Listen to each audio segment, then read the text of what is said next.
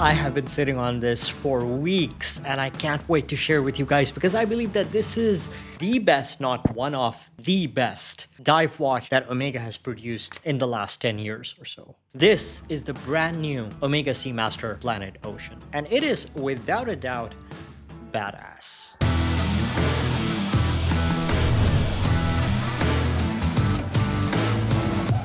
Omega built its first Seamaster in 1948, but this was more of a commercial sports watch made to withstand harsh conditions both in the sky and underwater. But their first purpose-built dive watch was created in, wait for it, 1932. This was, of course, not following the dive watch format that we saw from 1950s onwards, but it was still made as a purpose-built dive watch where it was able to go down to a depth of 73 meters. You know how most watch brands state that their 100 meters of water distance is simply recreational pool proof? Omega has always been saying that if their watches state 50 meters of water distance, their watches can actually go down all the way to the depth of 50 meters. This is because long before Omega became the mainstream luxury brand that we all know today, they had been creating watches for professionals and had a reputation for testing their watches in extreme conditions, the Moon watch being a perfect example. But the dive watch in its modern format with the rotating timing bezel, legible dial, and robust case design was only released by the brand in 1957 with the Seamaster 300. Then we saw the modern Seamaster 300 first worn on Pierce Brosnan's James Bond film GoldenEye. And this watch was special because it was the brand's response to the post-quartz era where they luxurized what was essentially a professional tool watch. It was still built like a tank, but now the specifications, the design, the build quality, the finishing was all made to feel much more premium. Now, where am I getting with all this? Just give me a second. You would think that the Planet Ocean was a bulked up dive watch produced by Omega somewhere in the 70s or 80s, but it was actually introduced quite recently in 2005 when Daniel Craig's James Bond era started. And just like his version of James Bond, this watch was much more serious, much more subdued. That era of the PO laid the blueprint on which newer iterations would be built upon, with the most radical iteration seen at the start of this year with the Planet Ocean World Timer in ceramic. But today, everything has changed. Omega has completely redesigned the Seamaster Planet Ocean, and I feel like it is exactly what the Seamaster range needed. While the first PO was derived from the design of the Heritage Seamaster 300, this new angular form of the Planet Ocean is heavily inspired from the Baby Ploprof introduced in 1978 with its integrated 3-link bracelet and angular case silhouette. But this new fourth generation is much more than just a blatant revival from the past. We now have a brand new design featuring brand new tech that's been presented in a way like never before. It's been exactly 20 years since the first Planet Ocean came out, so this new version has been entirely revamped and redesigned both from the visual form like the case shape and wearability, but also from the technical side with a brand new bracelet and the complete removal of the helium escape valve altogether whilst offering 600 meters of water distance. The Planet Ocean Ultra Deep in 2019 also came without a helium escape valve and it could go underwater up to a depth of 6 kilometers. So they've had the technology to do it. But remember, that watch had a massive thickness of 18 millimeters. So this fourth generation of the Planet Ocean with a more compact yet ultra robust case is a welcomed update. We have three main variants with a few different strap options. The new Planet Ocean comes in a stainless steel case measuring 42 millimeters, which very much looks like a 40 or 41 at most, a thickness of 13.79 millimeters, again much slimmer than the last generation of the PO that came at 16.1 millimeters.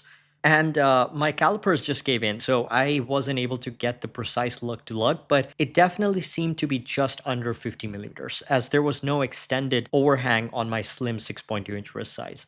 But I'll mention the complete specs with the official measurements in the description below. We now have a new two-part case construction with a titanium inner ring that removes the need for a helium escape valve while offering 600 meters of water distance, as I mentioned, flat sapphire crystal on top, closed caseback which aids with the slimmer thickness, and an in-house self-winding coaxial master chronometer caliber 8912, beating at 3.5 Hz, offering magnetic resistance of up to 15,000 Gauss and a power reserve of 60 hours. You can choose between the 3-link bracelets or the rubber straps. Personally, I would buy these with the bracelet and then order the rubber strap separately, which wouldn't have been the case with the standard 42mm Seamaster 300M, as that wears a bit too big on my wrist. I'm generally not a fan of polished center links, but I feel that here the bracelet finishing goes well with the case finishing and really highlights the new form factor. So on this rare occasion, I actually don't mind, as I see it as an integral part of the design.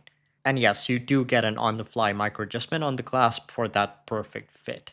As for the rubber strap, dude, these look so good. Perfect for a casual summer look. And again, extremely supple and comfortable, but also able to hold the weight of the watch head, which is often a point of concern with softer rubber straps. Not here.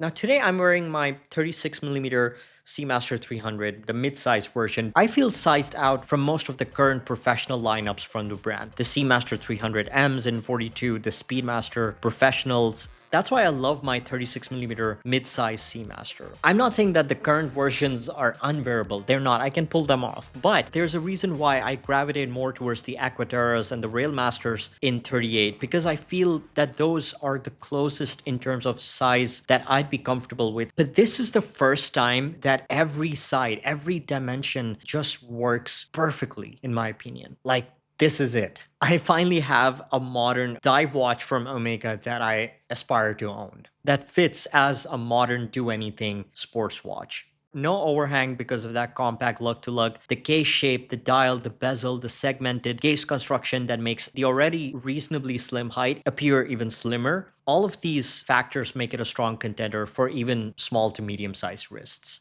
I feel like these come at a good time because we have been familiar with the Omega dive watch design format for a very, very long time. So introducing this new angular form and silhouette, it feels very modern, and I feel like that will attract newer customers that may not have resonated with Omega's previous dive watch design format, especially with that helium escape valve. But I also think that this is something exciting for the Omega enthusiasts because it still speaks back to the heritage. It's not a design that's out of nowhere, but it's just reinterpreting the past in a way that it hasn't really done before. So for me, that's exciting.